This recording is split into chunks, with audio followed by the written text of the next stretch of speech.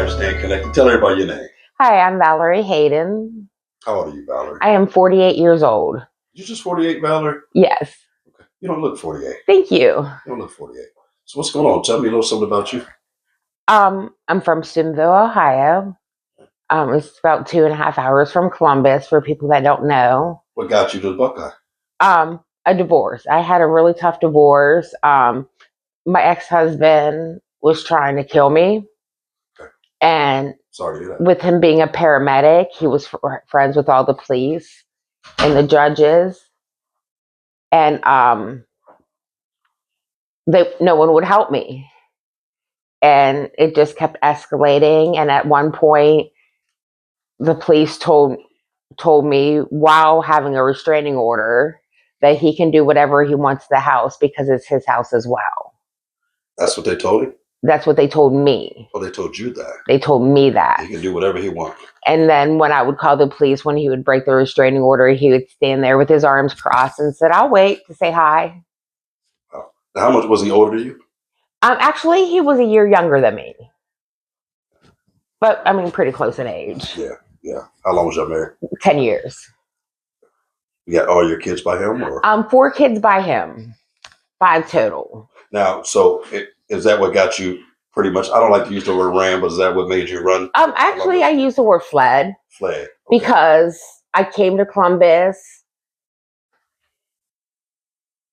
and one day I found an apartment, a job, and a daycare. Mm-hmm. And the following week I was living here. Gotcha. Now, you used to run a daycare, right? Yes, I did. I actually owned it. Okay. Let me get a backstory of where you were in this marriage and in this relationship before it turned ugly. Yeah. Give me a backstory of how good life was looking for you before that ugly door opened up. I mean, I lived the American life, basically what everyone would want. I wasn't no millionaire, I didn't have that, right. But my kids were all in sports. My kids did travel, competition, cheer. We vacationed 3 to 4 times a year, not counting cheering, little mini vacations. We had 4 vehicles, had a house. You're doing pretty good. Yes. You had a daycare. And I was in my 30s, so I really just believed that was my life. So where do you think that turning point came in at? In between with you and him? To be, and this is not disrespectful at all, I believe he has some mental health issues that went untreated and escalated over the years. Something you didn't know about going into the relationship. Correct. Right.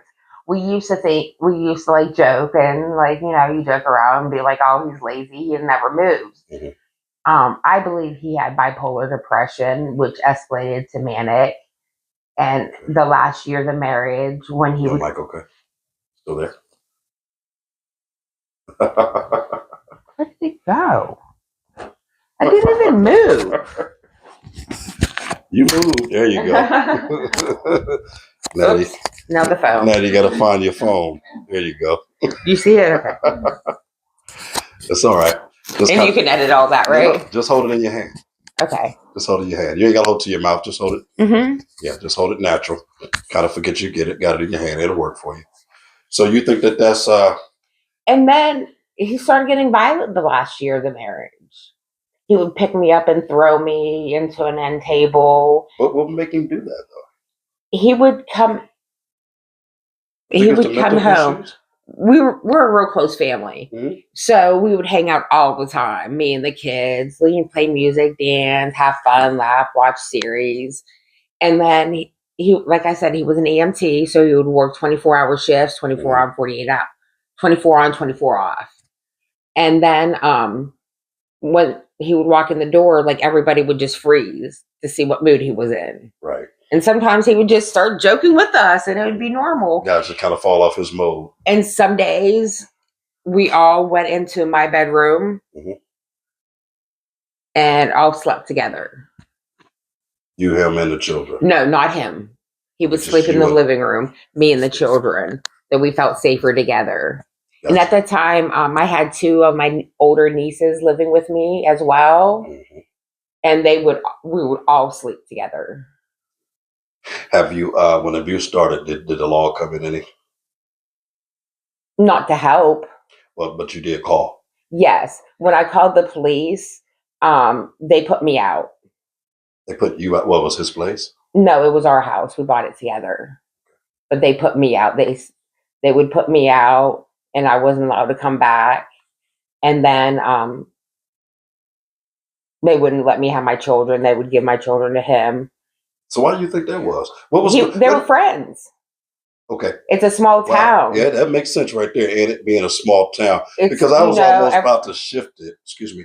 I almost was about to shift it, and I didn't want to shift it because I was going to ask you what part did you play in this. Yes. But I guess because I'm checking out your demeanor. You're real mild, laid back. And I know all brooms, new brooms sweep clean. You could be a different person later down the line. I mean, absolutely. Like, but I can. When you told me, by it being a small town, kind of makes sense, and it kind of he played basketball with everybody. You know, they were all friends. So do the children remember a lot? The younger ones, no. Okay. My daughter, yes. She talk about it, it makes her feel bad about herself that her father does that. She'll say she knows her father is not a good person, but he's still her father, and she don't want to hear anything bad about him. Is she in any counseling? She is. She's actually in counseling as well. It's through a company called iFast, through Nationwide Children's, because at one point she was suicidal. Gotcha. Because that's a big difference. I mean, it's that's big that she has to have some sense of support because she watched that, she witnessed it. Yes. And I don't know how long you put up with that, or if you dealt with it with another guy. I dealt with it with other guys. They didn't see it. They weren't here, but I've been severely abused and tortured. And we don't want her to think that it's okay to go through that either. So, and I'm also stuck with that, but we'll talk about that another time in another video. I want to stay with you. Yes. So what type of damages were you stuck with after the physical and mental abuse? I mean, I know you're dealing with some mental issues, correct? Yes. Okay. Trust is a huge one. Hard to trust people, huh? Yeah. Even if I want to. Now, is it people or guys? People. People, period. People, period. I never know what anyone's capable of because I never thought he would be capable of the things that he'd done. Right. So he's supposed to love you. Love me. Yeah. The mother of his children. So, like, it made me look at the world differently. Like, anybody's capable of anything. Yeah. That's good that you got that out of it. I hate that you went through it. No, I'm very spiritual, and I believe the universe will keep giving you the same lesson over and over until you learn it. That's right. That's right. Good shit. Yes. Good shit. So what are you doing in regards of your mental now? You said you see do you see somebody? I do. I have a psychiatrist and a trauma therapist. Okay. At 40, I'm 48 now. At 46, I started having non-epileptic seizures, and they couldn't figure out why. They ran every test on me. Well, at first they had to rule out epilepsy, but once they realized they were not epileptic, it came down to past trauma. That I'm a single mom. I have a total of 5 kids. One is completely grown with his own family, but I have 4 at home. Okay. So you're making it happen for yourself. It's a lot of responsibility. You got income coming in? You just disabled? I haven't been able to get Social Security. I have no income coming in at this time. I was painting houses and apartments. Handy, huh? I'm high energy. I like new things. I love trying new things and learning new things and crafty. I love crafts. So, and I actually like painting. And it was supposed to be a friend of mine that I was working with, but then he turned abusive. Wait a minute. Wait. He started calling me names, snatching a paintbrush out of my hand. Yes. So walk me through that. This is a friend that's working you to make some money and you're helping them. and he starts snatching stuff and talking to you crazy. Leading me places that my car is currently broke down. I need brakes and I'm not working. So obviously, how's your communication with people just on the regular? I mean, and I say that because I'm trying to figure out and unpack why somebody would do something like that. I'm very isolated. My communication with people. Are you boisterous? Do you say what you want to say when you want to say it? At times. With him, I tried not speaking at all, and I know you hear me, answer me. I'm not trying to curse on tape. And then, then if I say something, oh, you think you're cute, you think you're being smart, huh? You think so? There was no win situation. Was y'all in a relationship? Was y'all physical? Yes. Okay. So you tried to stay quiet from past situations to not flare up nothing in him. Correct. And it still gets you an ass. So then I decided I didn't want to be physical no more, but he still wanted me to work with him because he needed help. Ain't that so? Did he pay you right? At the end, no, he still owes me money. Yeah. So how are you looking now as far as your direction, as far as comfortability? You have a nice home. I mean, thank you. Yeah, you have a real nice home. Thank you so much. This is my place where I be 90% of the time. I'm trying to find another job. In the painting field, or in any field, I need. What else can you do? Somebody may be watching this. What else do you? Do? I owned a daycare for over 10 years. Okay. I own a cleaning business. So you're pretty good at cleaning and being attentive to children and things of that nature. I did like painting. I've never actually rolled because the 18-inch roller is like this big with a big heavy stick on it, and it's like intimidating. It's big. Well, the 18-inch get that paint job done quick. It does get it done quick. Yeah, you be on the wall for about 7 rows, and you out there. Exactly. But I do the cutting. I do all the baseboards and all around the doors, and if there's prepping to do, I tape and do all the prepping. So do you have transportation back and forth? At this time, no. Okay. But there is a bus. Gotcha. I like that. I like the fact that you said that because that means I'm still going to go get it. And I'm going to set you up with all the resources I can get with you. And turn you into a few people that probably can put you to work. Awesome. Okay? I'm going to do what I can for you because you're willing to do the legwork. Oh, yes. I am definitely not lazy, as you see. And now, and it's only been a week since I haven't been working. Oh, really? So you're not all the way in the red. It's just. Oh, I'm in the red. Okay. I'm in the red from my seizures. Wait a minute. When I was having my seizures, my doctors didn't allow me to work. Gotcha. So I had no income coming in. And thankfully, there's organizations in Columbus that do help, but they only help once.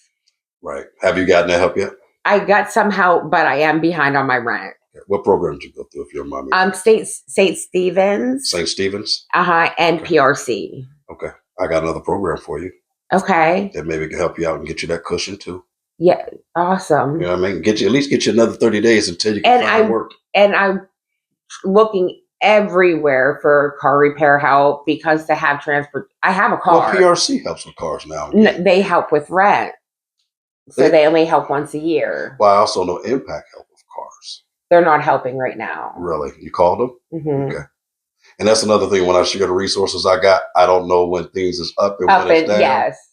I just know that that's the direction. But yes. And it kind of makes sense during the summertime. Their funding always tend to change. Yeah. So if anybody knows about car repair, that would make our life so much easier. What you think's wrong with it? It needs brakes. That's all? Brakes and rotors. Well, it also needs a water pump and the power steering is out. Okay. But the brakes and rotors will get it driving where I can go to work. I would just have to, I drive with the heat on high for the water pump. Okay. And you know that. The power steering, you have to use a little muscle. Okay. That's it. That's all. Yeah. So you don't move it at all right now? No, it's parked. It's parked. Mm-hmm. So can you just, and I'm not going to hold you long because I want this to be a good introduction. I want to talk to you on the regular. I want to see you. We get together once a week. I'm cool with that. Okay. You know what I mean? We'll get this journey out and also get you to the next level. But how you doing when it comes to your mental health and your physical health every day? What do you do for you to keep you going? Because I know you got 4 kids under your back. And I know it can be heavy. I struggle with my mental health a lot. Okay. I am on medication. I do. I have a trauma therapist, which some days we talk, some days we do the EMDR, the eye movement. Mm-hmm. Have you heard of that? I have. Okay. I really like the EMDR, but some days there's just too much to talk about to fit that in. And then my kids are my life. Like without them, like it changes the energy, doesn't like it? They're my life. So like every day I just want to die, but I know I can't because I have them. Because I'm just so tired of so many things going wrong, so many bad things. I pride myself in being a good person. I'm not perfect. Mm-hmm. Nobody is. Mm-hmm. But I love people. And I don't look at myself as a selfish person. Right. And I just want good. At this point, I just want a normal life again. It don't even have to be a 6-figure life like I used to have. I just want to be able to pay my rent and be able to pick up my daughter from school instead of like she missed the bus today on the first day of school. Yeah. Of coming home and we had to Uber her home. Yeah, that sucks. That's the first day. Yes. Well, I'm gonna tell you something. I enjoyed talking to you, of course. I empathize with you, and I'm down with this process of dissecting it till we get to a point to rectify it. Absolutely. But I am going to tell you one thing that you did contradict yourself on when you said you're not going to be selfish to your children. Mm-hmm. But I want you to try to tell yourself, as well as why they're listening, that I do want to be here. Don't try not to put yourself in that position of where you say you don't want to live anymore, because they're listening. They're ear hustling. You understand what I'm saying? Correct. And on top of that, I don't want you to believe that. Mm-hmm. And what you talk out loud, your mind will receive, kind of like a disk drive. You understand what I'm saying? Yes. Remember that BS you put in, and it remembers the good you put in. Yes. So watch what you tell yourself, because clearly you want to be here. I completely agree with you on that. Thank you. You have to speak your energy. That's right. But we out here staying connected. Yes. Let's go.